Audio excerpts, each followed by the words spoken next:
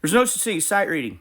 And today we're going to begin three-note arpeggios, also known as triads or three-note chords, starting on note 1 of the major scales. And we're going to do it in a way that is practical to music literacy. Now, don't do that silly 1-3-5 thing that all the textbooks tells you to do.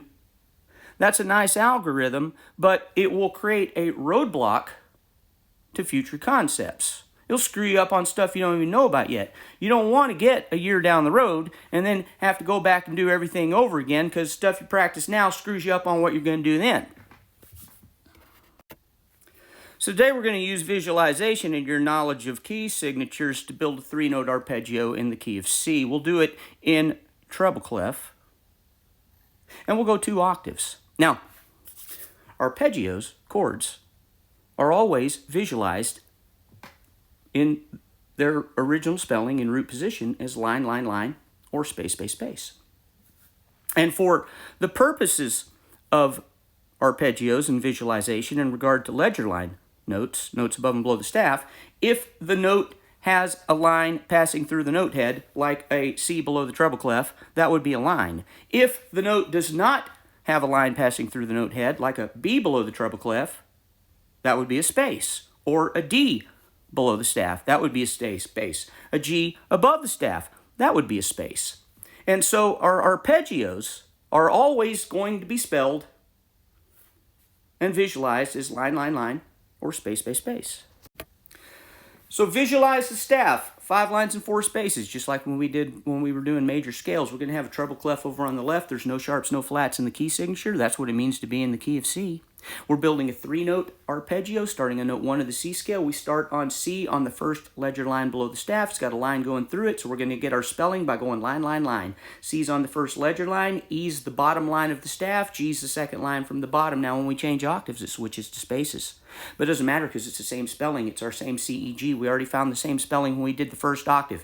So the next note up would be C, second space from the top, E's the top space, and G is sitting on top of the staff. That's another space. We finish it off with C on the second ledger line above the staff. Coming down, we have G above the staff, E's the top space, C's the second space from the top, G's the second line from the bottom, E's the bottom line, and C is on the first ledger line below the staff.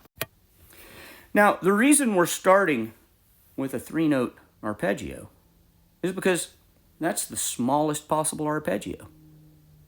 If you only have 2 notes, that's not an arpeggio. That's a melodic or harmonic interval, right? To have an arpeggio or a chord, you've got to have a minimum of 3 notes, but that doesn't mean that all arpeggios have 3 notes. You can have a 4-note arpeggio or a 5-note arpeggio or a 6-note arpeggio or a 7-note arpeggio. We're also starting on note 1 of the scale because 1 is the logical, intuitive place to begin, but that doesn't mean that all chords and arpeggios start on note 1 of the scale. You can have arpeggios starting on note 2 or note 3 or note 4 or note 5 or note 6 or note 7 of the scale. And so if you follow this procedure, it will apply to all future chords and arpeggios in the key of C. And that's what you want. You want each lesson to be a continuation of previous lessons and an introduction to future ones, so you never have to learn anything completely new. And it's that connection between the information that allows you to understand conceptually how music and music literacy works.